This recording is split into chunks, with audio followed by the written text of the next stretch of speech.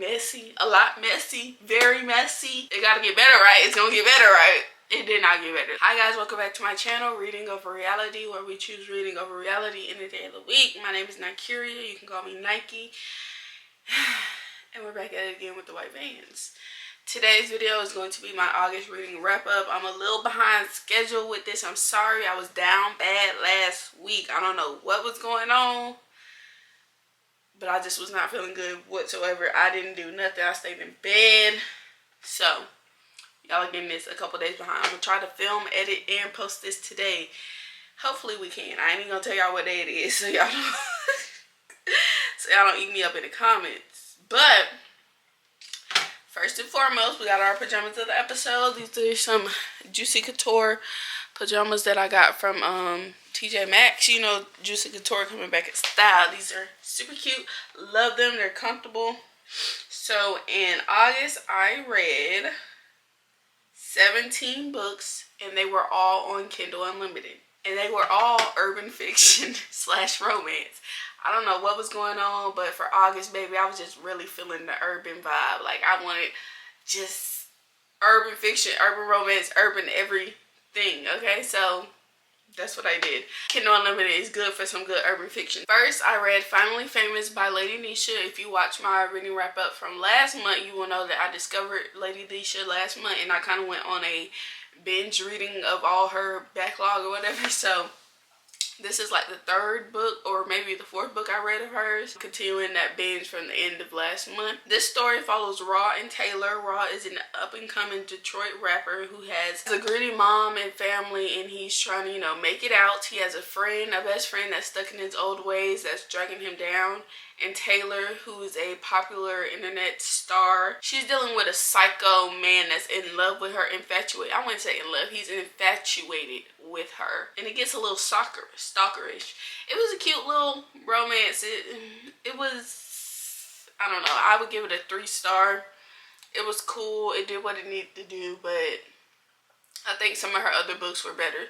All of her books so far have been hilarious. Like, you are guaranteed a laugh. You will be laughing through the entire book. So definitely check out some of the other ones I mentioned to you first, because yeah, this one wasn't my favorite one, but it was still good. And all of her books are kind of sort of connected. The characters pop up in each book, kind of, sort of. Like, it's not where you have to read it in a certain order. Characters from another book are not going to be a key player in the book. It'll just be like one scene where they're at a party and they run into each other or something like that. It's nothing that you have to read in a certain order. Next, y'all, I read Demon's Dream by LK. So, you know, everybody been talking about Demon's Dream.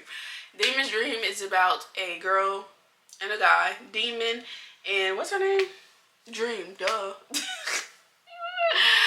Demon and Dream. Demon is a contract killer. He's a deadly person. Everybody in the world, not everybody in the world, everybody in the city is afraid of him. Everyone knows who he is. He has a very tragic backstory. He is Demon. He's a demon. That's what they refer to him as. That's his, he got the nickname for a reason. Dream, she's the family fixer. She fixes any problem her family has. She's the family's backbone. Something happens. Someone in Dream's family does something that causes her to have to make a deal with the family of Demon. The deal is she has to give herself to him for 30 days. And within them 30 days, she has to do what, she's his girl, basically. She has to do whatever he wants, whenever he wants. She has to make herself available to him. She's terrified. She's like, oh my God, like, I'm about to be ruined. The book is good. The book is like 700 pages. It's very much so long. It's giving Beauty and the Beast retelling. If you liked My Dark Romeo, you will love this 1,000 times more. So highly recommend you read it. It has at least like 7 different POVs. Why it makes it so long, and there's so many different like mini storylines within the main storyline.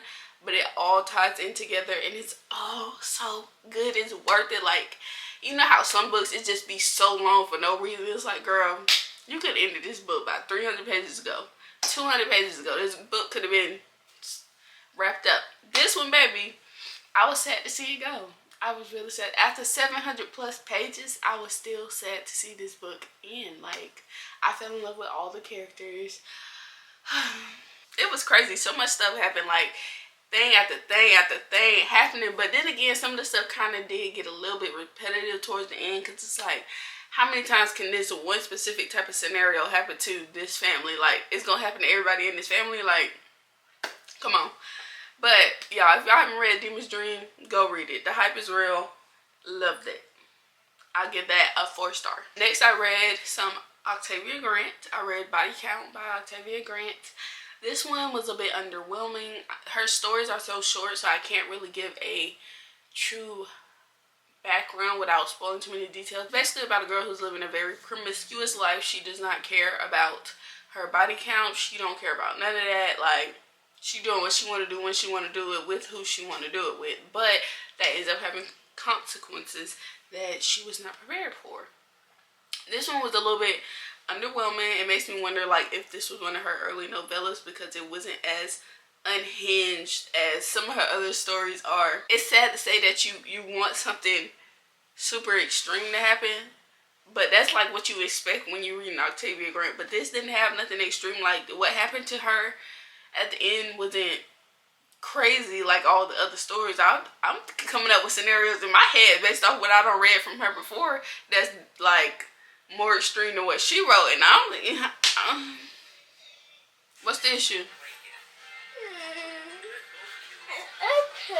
Okay, you need to keep it together, because I'm in here doing something, so I'm not gonna be able to keep opening that door. Close that door behind you, little baby kid.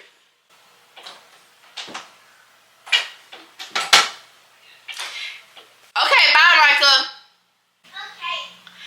Okay.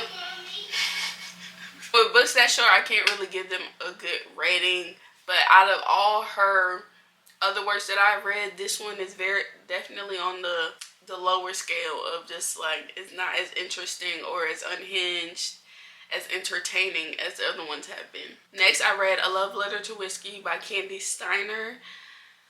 Y'all, this book is about a girl and a guy who meet in high school. You get the girl's point of view. At the end of the book, it basically starts over, goes back, and gives you the guy's point of view. It's like, girl, I'm not reading that all over again, because you get everything. What she should have done is just put both point of views in the book. Anyways, a girl sees a guy, immediately attracted to him, but he sees her best friend, and they start dating. And all this time, she's secretly crushing on this guy. They become best friends. They become, like, attached. They end up going to college. And they start dating, but it don't work out. They end up going... It's basically a journey from, like, high school through their adulthood of all these different reasons of why they couldn't work out. Y'all, it's basically just a huge miscommunication trope. The entire book is a miscommunication trope. Every single point of this book was miscommunicated. And they coming up with all these reasons why they can't be together, why they shouldn't be together. They're literally they're meant to be. Like, if there's a physical representation of soulmates, it would be them, but they're fighting it. It makes you angry, because it's like, girl and God, like, if y'all would just do this, then y'all wouldn't have these problems. If y'all would just talk, y'all wouldn't have these problems. Y'all would just communicate, y'all wouldn't have these motherfucking problems. Like, this book is kind of long too. I want to say it's upwards of 400 pages, I think. I forced myself through it. Like, I didn't force myself through it, but I'm like reading it thinking like, okay, it's gonna get better. Like, it gotta get better, right? It's gonna get better, right? It did not get better. Like, the entire book miscommunicated. It just genuinely kind of just pisses you off. And I see why people hate the miscommunication trope. I was never a very like big hater of the miscommunication trope, because I never really read a book where it was so much of the story that I cared. But this entire book was miscommunicated. I give it a 3-star. Next, I went back into Lady Nisha. I read Here We Go. This one, y'all, this book, it got anything that you could possibly think of. It got pimps, hoes, stalkers, niggas getting trapped with babies, people getting kidnapped, whole lot of ghetto stuff. You name it, it's in there, baby. And it literally jumps right into the story. There's like There's no leading up to nothing. There's no world building. I know it ain't fantasy, but there's no like world building, character development. Like, you just immediately get into the story and it don't explain nothing. You gotta figure it out as you go. Like, as I'm reading it, I'm confused. I'm like, what is going on? Like, what the fuck did I miss? Like, is the first half of the book missing? Like, what's going on? But eventually you just kind of catch on, and it's about a very, very dysfunctional family. A very extremely dysfunctional family. And it tells a bunch of different point of views and a bunch of different like micro storylines within the major storylines, kind of like Demon's Dream. Yeah, I could compare it to Demon's Dream. It's not as good as Demon's Dream, in my opinion, because Demon's Dream, loved it. But this book, it was cool. It was so much, and it was kind of a little too long. Like Demon's Dream, I felt like Demon's Dream, for everything that was in it, I wanted everything and more in Demon's Dream. But this is like, some of the stuff could have got cut out. Some of the stuff could have been let go. Like, yeah, like I said, I was confused for like at least 2/3 of the book. Well, no, I wouldn't say 2/3. I was confused for at least the first third of the book, and eventually I caught on, and I was laughing throughout the entire thing. Like, from the beginning, you will be laughing. You'll be confused, but you will be laughing. So if you want something to entertain you and just be wild and a little bit unhinged and a little bit chaotic and a little messy, a lot messy, very messy, child, read that book. I'm gonna give it a 3-star though. Next, I read Resurrecting Fate Part 1 and 2 by Talina Tillman. This was a cute little book. I can compare it to Just for the Week by Natasha Bishop. Is that it, right? Girl goes on vacation. She runs into her old high school sweetheart that they lost communication with, and they basically are trying to rekindle their love or whatever. And like, he came stepping, baby. He want his woman back because that was the love of his life. And he thought he lost her forever, but he didn't. But apparently there's this like big secret. Like, the big secret wasn't even that big. Like, girl, be so serious. I just feel like her reaction to the secret was just so dramatic. Like, girl, like, I understand, be mad about it, but like, you could be upset that it wasn't brought up immediately, but you need to, like, I don't know, the way the secret was, it was a little dramatized. If you like Only for the Week by Natasha Bishop, this is sort of similar, kind of, sort of, in the sense that you go on vacation, you meet somebody, fall in love, go back home, and y'all try to work it out type of thing. Yeah, if you want to kind of relive that vibe, then I would recommend this book for that. But I would give it a 3-star. To the Moon by Evelyn Latrice. Beautiful. Beautiful. It's really beautiful. Like, I loved this book. It's a story of childhood trauma, hardship, found family, loss, grief. After like a group of friends lose the glue that holds them together, they build a whole empire in this man's name, honey. I love a good found family trope. This was so beautiful to me. I'm like getting teary-eyed. I'm a little dramatic right now. I'm getting a little teary-eyed because this story was just so beautiful. Like, the characters, their love for each other, their love for the friend that they lost. I'm literally infatuated with all the characters in this book. Even the character that you don't ever get to meet in the book, you're infatuated with that character, and you're like hoping that this character like somehow pops up back in the book, like hoping there's some type of fantasy book type of vibes where he just come back to life or something. But no, but you still get to kind of just know him and know that he was like a great person just by the way his friends and his family acted and like grieved him, and how they like what they did in remembrance of him. The loyalty that this friend group has for each other is just beyond beautiful. It was so well written. Like, the friendship they built, oh, just beautiful. I wouldn't say it's a 5-star though, but I'm gonna say it's like a 4.5, like 4.5 for sure. Like, it's almost a 5-star, but I don't know, it just didn't quite hit 5-star. But it definitely had me thinking about the characters for a couple days after. Like, I took a pause from reading because I was like, hold on now, let me like digest these people. Like, I'm in love with them. Like, it was a good time. It was a good time. To the Moon by Evelyn Latrice. Next, I read Treacherous Twins by Natisha Rayner. And I'm going to just read y'all because I can barely remember this book actually. So I'm going to read y'all what the notes I wrote. Loyal is a man that doesn't want a relationship, and he's completely honest and upfront to the multiple women he's dealing with. He had a traumatic life and found out some crazy things about his family. Avani is on the run from her ex, who turned out to be Satan's son. They get to know each other and start to change each other's views on relationships. Being that it was so short, it kept having like time jumps, so the timeline in the book was not the best in my opinion. So you didn't really get to see the relationship build.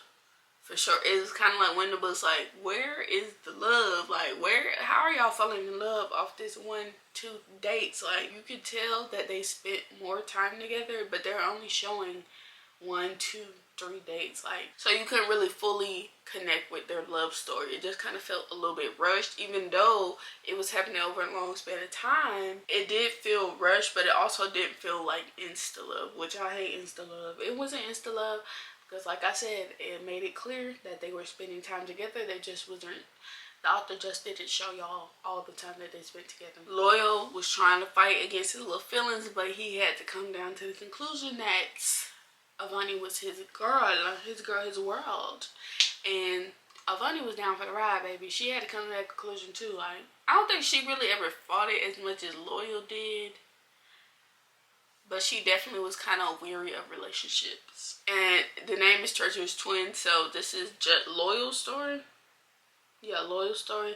His twin name is Justice, so I think Justice's story comes first. So read Justice's story first. But yeah, I would give that a 2.75. It was just a little bit less than mid. Next, I read Mama by K. Nicole. This was a short, sweet little story. It was about a girl. She gets caught up in traffic one day, so she calls her cousin to pick her son up from daycare. But the cousin sent some dude to pick up her kid, and she's pissed. She go to the house, and they both kind of just like, you know, look at each other. But she's still like, nigga, don't be having nobody pick up my kid. Like, I called you, not your homeboy. I don't know this man. Savage saw her and immediately was applying pressure. He was like, oh yeah, that's my girl. That's my woman. So it's very much so it's the love on his part and a little bit on hers, but she was fighting it more than he was. But Savage was putting in that work, baby, okay? And it makes you think that sometimes you just gotta thank God for traffic. Sometimes, you know, you be so pissed in traffic, but it's like, maybe God is trying to lead you to something or lead you away from something else. Like, he holding you back from getting to this area at a certain point in time, or also trying to get you to a area at another certain point in time, you know? So be happy for the little things in life, okay? Sometimes just be happy because the traffic might have saved your life. I love a good stepdaddy trope, a good single mom getting love how she's supposed to be loved trope. And that's, in this book, very much so gave that. Very much so, because Savage was like, this is my son. This is my kid, and this is my girl. Don't worry about nobody else and what nobody else is doing, because I got y'all. And I loved that for her. I really did. It was a good little moment. And Savage was a Savage for real, so like, he stood on business. Oh, next, I read an 8-book series that I read back in high school. So these next 8 books were all in a series, and they're all rereads for me. But it's been so long that I kind of forgot like what happened in the story. The first book is Hustling Divas by Denisha Diamond. I don't know if y'all are familiar with this series, but I highly recommend this series. It's very much so messy. I will say it's a little dragged out. It's a little long. It's a little long. Kind of a Romeo and Juliet type of story. Yeah, and I had no business reading these books when I read them. None whatsoever. The books are very much so graphic. Trigger warning. There is on page.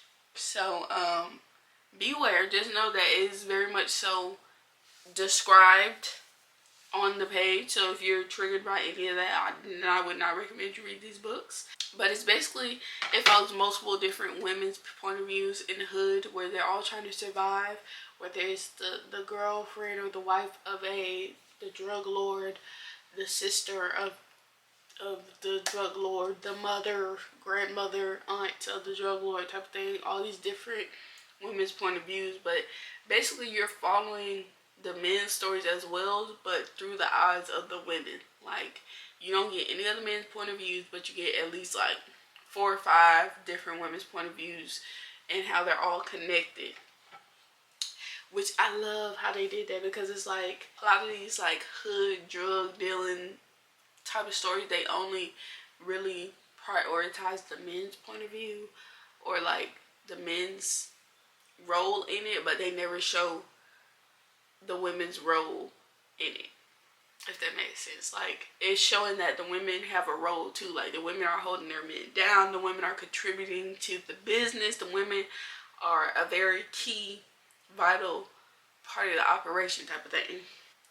The next book is Street Divas, and then there's Gangsta Divas, Boss Divas, King Divas, Queen Divas. Yeah, so I'm not going to really too much describe the rest of the books too much. I'll describe them a little bit because I don't want to spoil anything, but basically the first book is about kind of like a Romeo and Juliet type of situation. Two star-crossed lovers from different gangs causing like drama between the gangs, because they don't feel, the gangs already got drama, but like when you got 2 people on the gangs that they're not really in the gangs, but they're affiliated and associated with the gangs, trying to think they, you know, can bypass all the rules, it causes even more drama for them. The second book is all about revenge for the things that happened in the end of the first book. So many family secrets revealed throughout this entire series. Every book got some type of, like, some very much dramatic family secret type of thing going on. It's like, bro, what?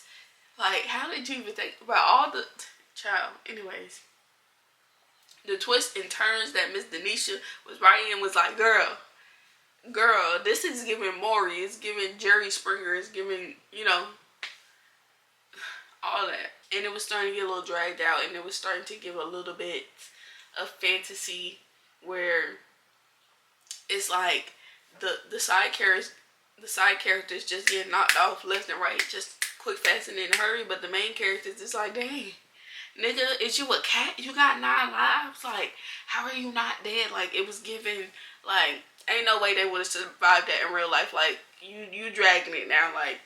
Like putting these characters in very non-survivable situations, but having them survive. And it was getting a little unrealistic. Which is like, I know you gotta have your main characters throughout the series, but it's like, girl, I'm like, okay, at least don't have them get shot 38 times across their entire body and then have them live. Like, if you want them to live throughout the story, they ain't just say they got shot in the shoulder.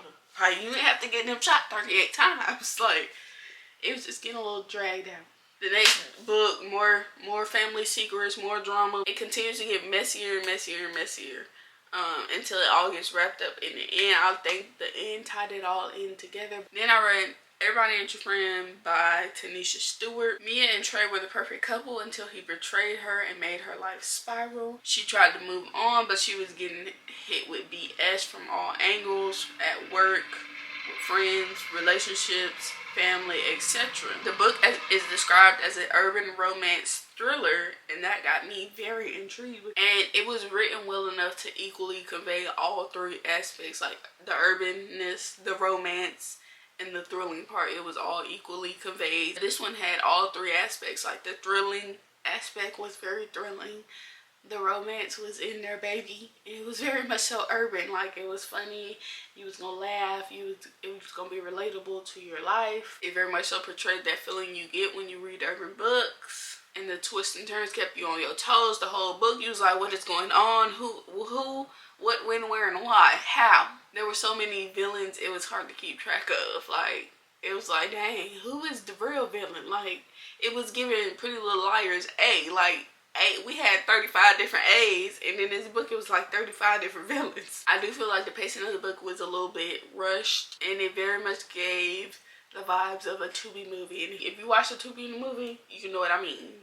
These homemade till we get over behind movies. That's what this book gave. This book was very much so unhinged, and it's comparable to Octavia Grant's writing. So if you want some Octavia Grant vibes, but not, maybe you read all of Octavia Grant, or you know, you taking a break from her, I would recommend this one. This one's a little bit longer than her Octavia Grant's books. So yeah, it was a good time reading it though. I said it was a 3-star. Then I went into Every Voice Ain't From God by Tanisha Stewart. I didn't realize these books were by the same author. I just saw them on my recommended list, and I decided to read this one next. Even based off the title, it sounded similar, but like the stories are somewhat similar. It's very much so unhinged again. It's about a young couple in high school. The guy is way more in love with the girl than the girl is with the guy. She's like, I'm about to go to college. Like, I'm going single, baby. We gonna have to try this in 4-5 years after I graduate college. And he was like, okay, we'll do that. But he's like, this is about to be my wife. This is my woman, my girl, my world, my love, all that. But they get out of college and she don't forgot all about him. Like, she's like, who is this man? I got to live my life now. We got to get married. And who is this? And he's like, girl, you're mine. You said we'll be together after college. So it got a little unhinged, very much so stalkerish. Yeah, and he was like, I'm going to do whatever I got to do to get my wife, because God told me this was my wife, and God ain't never wrong. But every voice is not from God, baby. Every voice ain't from God. Okay. A new little segment of my videos I want to include is a book of the month for me, which will be my favorite book of all the books that I read that month. It won't necessarily be a 5-star every time, because I don't always get 5 stars in a book. But it was the book that I enjoyed the most. And if you don't take any book recommendation from this video, you should take the one that I deem book of the month. I might not have one every month, because not every month is a good reading month for me. Like, I think February, was it February or maybe March of this year, I hated all the books I read. Or what, it was somewhere earlier in the year. I hated like all the books I read. Pretty much gave them all like 2 stars. So obviously, if there's a month that I'm not enjoying any of the books I'm reading, I probably won't do this. But for months like this, I had a really good reading month, and I have multiple books that I really enjoyed. Just be on the lookout for that for all the rest of my reading wrap up. Like I said, if you don't take any book recommendation from this video, take this singular one. This month's book of the month is To the Moon by Evelyn Latrice. Highly, highly, highly, highly, highly, highly recommend you read this book. I guarantee that you will love it. Like I said, it was a found family trope. It was hardship. It was loyalty, love, perseverance, sacrifice. All of this was included in this book, and I thoroughly enjoyed it. Loved it so much. Highly recommend you read it. And yes, that's my August reading wrap up. Hope you enjoyed. Don't forget to like, comment, subscribe, come back for more videos. And yeah, thanks for watching.